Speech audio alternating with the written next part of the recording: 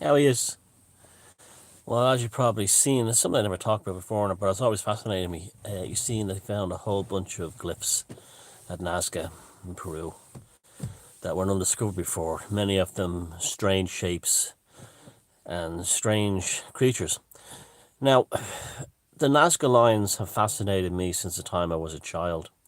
They really have. They've always fascinated me, and I think I first saw them on a documentary when I was a young kid about Eric von Daniken, and when the Chariot of the Gods came out. And like at that age, 9 or whatever, 10, I was absolutely spellbound by the whole concept of alien visitation that built all these things. Then when I got older, I realized that he was full of shit, basically. However, he was kind of a curse and a blessing in some ways. That Eric von Daniken, he made people think differently about ancient sites. Until that point, everyone just assumed that the mainstream archaeological approach to ancient sites was the only story there was. And it was because of him kind of like destroying the orthodoxy, with bullshit mostly. It still had a great effect. It was almost like a magic spell. And if it wasn't for Eric von Daniken doing that, we wouldn't have the likes of Graham Hancock and Brian Forrester and loads of others, even myself to a tiny degree, doing this today, reevaluating the ancient past. And that's when I first saw the Nazca lines on a TV show, or they entered into my consciousness, and they absolutely blew my mind. They'd say the whole thing that you would have to be up in the air in order to have seen them. Yes, so the ancients must have had, or they were kind of contact our space gods. There's some truth to that, by the way, or aliens, or they had some kind of way of flying. You could fly. They had ways of flying. Maybe, who knows? That's, I don't know if they did or not. Balloons or whatever. Whoever the ancient people were that built these. You see, we're always being told it's the Incas or the Aztecs or the Mayas or the Celts even. I still have to deal with people telling me that the Celts built these stone circles. No, we're dealing with proto-indigenous people that in most cases we know nothing about. And in the same with pre-Pharaonic Egypt, there's no way the Pharaonic Egyptians built the Sphinx. And again, this is all part of the blessing side of Eric von Daniken's work, and that people started to think differently. Now, regarding the Nazca lines, the first thing that's put out there is by people saying, well, there's no way, there's no point, there's no way they could have been created if we couldn't see them from the air. And that's not true at all. We've seen complex crop circles created from the ground with no, long before people had access to drones or ways of doing them. You have enough, it's called geometry. And this is an assumption that our ancient ancestors didn't discover things like geometry and trigonometry and the ability to calculate out areas and then transpose and scale up. They had this, you can do that easy enough. You can draw it on a piece of paper, a piece of parchment or whatever, scratch it onto a rock. Then all you have to do then is to transpose the measurements on the rock and the directional settings on the rock. And you can do this with a long stick and then scale them up onto the landscape. So you don't need, and it'll be surprisingly very accurate. So you don't need to be in a spaceship or in the air to create these accurate drawings on the ground. They can be done through, basic geometry and use, a stick of a certain length representing a certain distance becomes a compass. You don't have to have an opening and closing compass. Now, and that's how they did it. And, I'm just saying this is, I'm not saying that's how they did it. I'm saying it's possible. They didn't need to fly in the air to be able to do it or see them from the air. And then people say, well, it makes no sense that they would do these things that are only visible from the air. Okay, where my work is different than all others' works into the field of ancient civilizations, megaliths, and sacred sites, where I deviate from everyone else and no one else is doing, is that I apply two things to it: an understanding of magic and an understanding of art.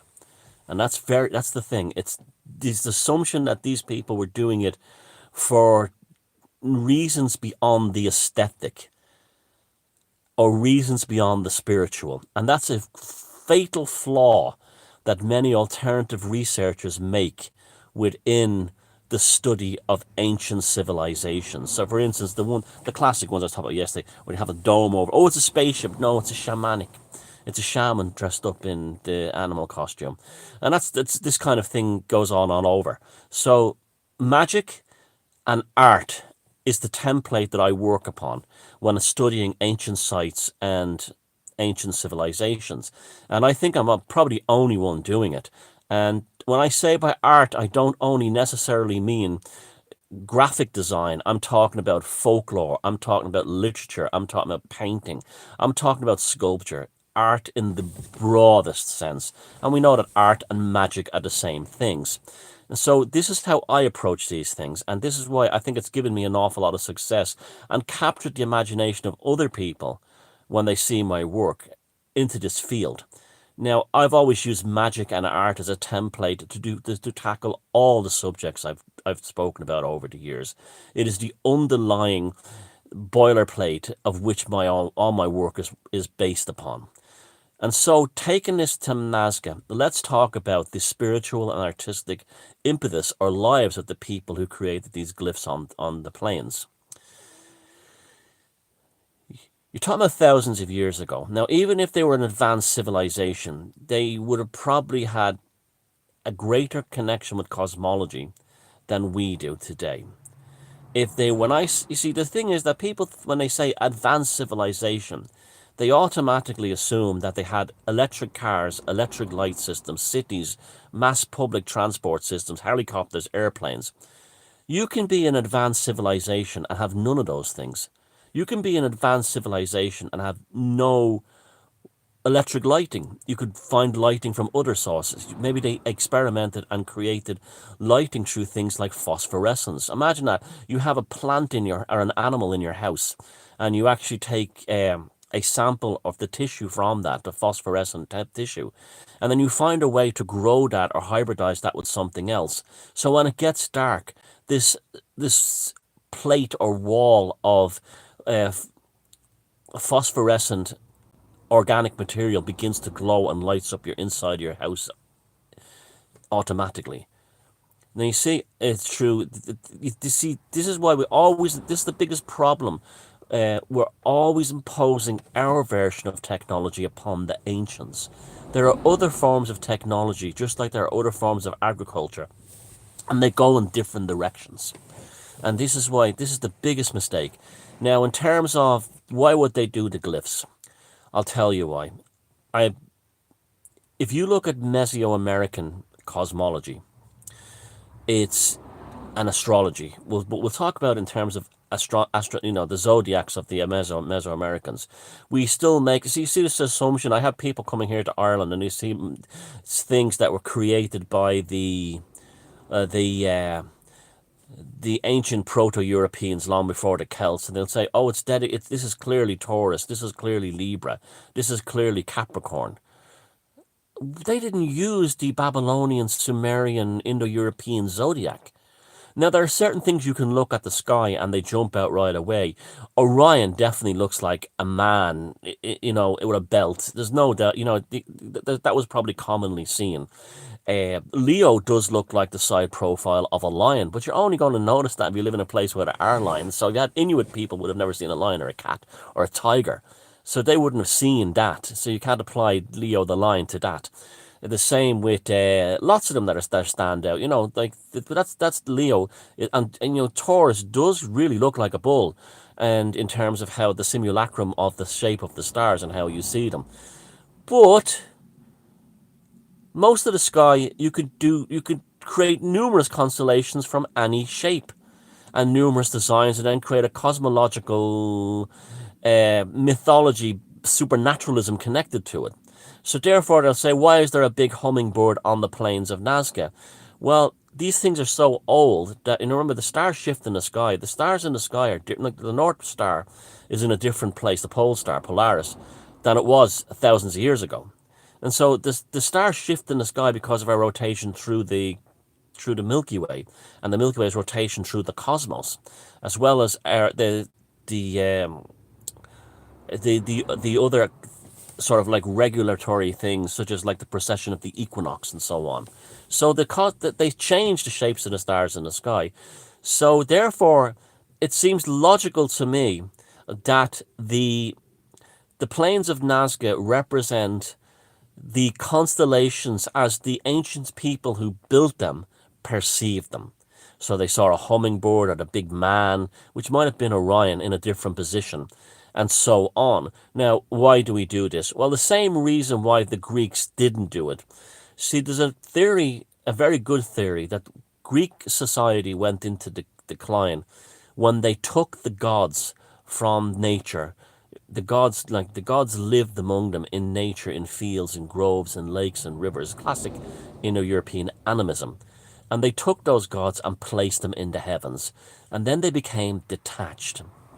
Now, you have to remember that mythology, I'm going to make another video after this about Easter Island, but mythology and art are indicative of spiritual relationships going on within the body politic and the psychology of man.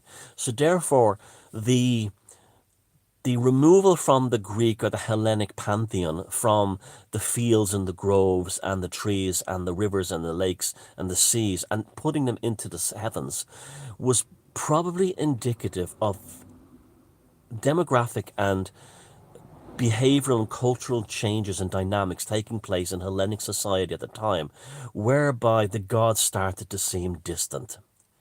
Where before you could have Pan in your garden, now Pan was gone. He was detached, and there was probably a breakdown in this thinking caused directly from changes within Hellenic society as they became more complex and more advanced, better engineering and science.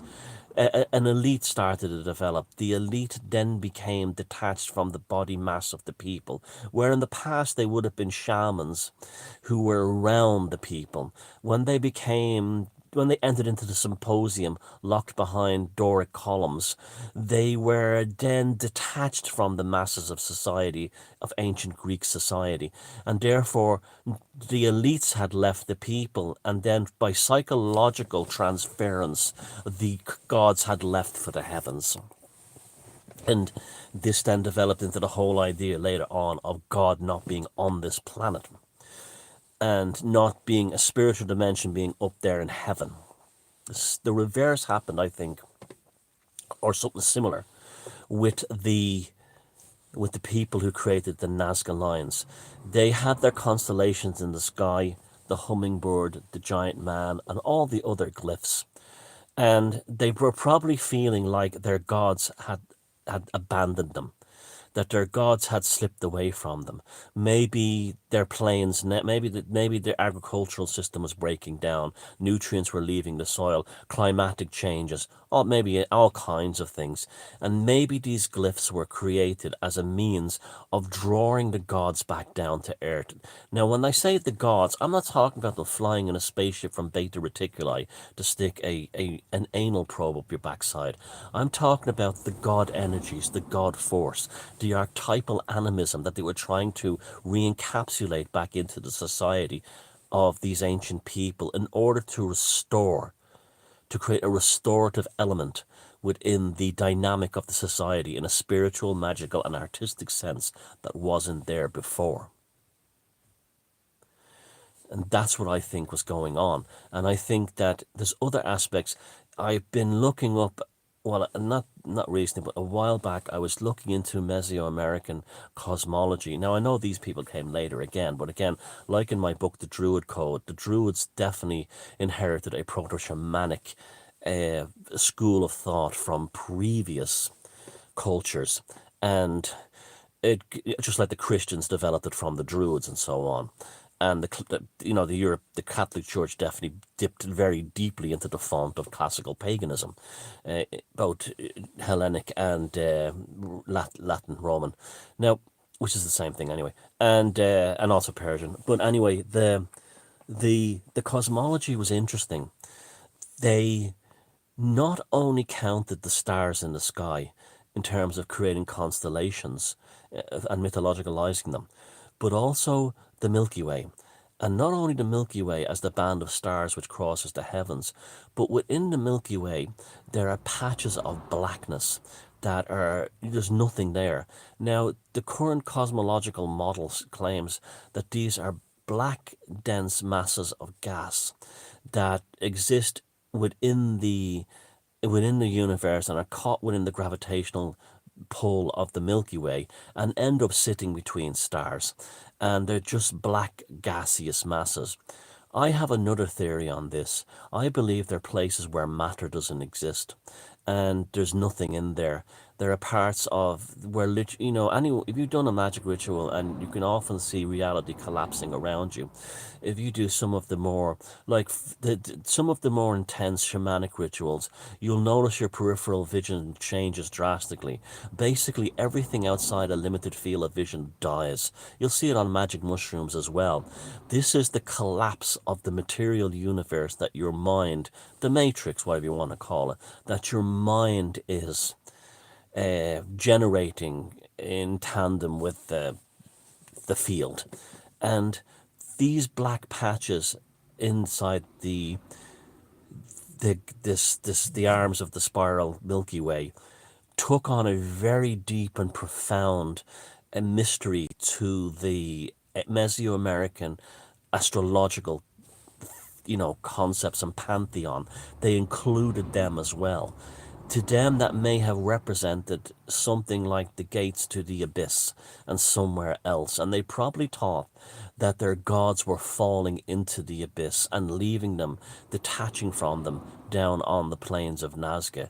So in order to invoke them back, just like you would use a seal to invoke a demon in the Goetia. Just like, and that's common on cultures all over the world. They created the Nazca glyphs as gigantic sigils in order to bring back the gods from heaven to address whatever social, psychological, cultural, or economic problems that had been happening to those people.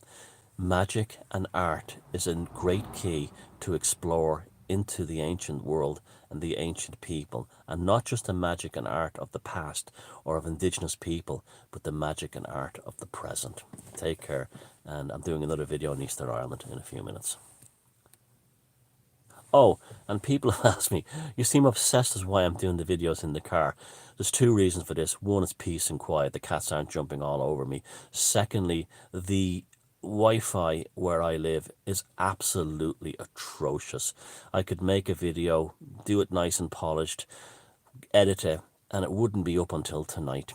This way I can go where there's 4G, or get it bang straight up, instant thought, instant vlog, no dilly dallying, no messing about, and not eating up all the bandwidth on my internet, so I can't do anything else during the day. It's just purely practicality, and this is not it forever. This is just purely for the quick instant vlogs. Bang bang wham bam, thank you man. Okay, see you later.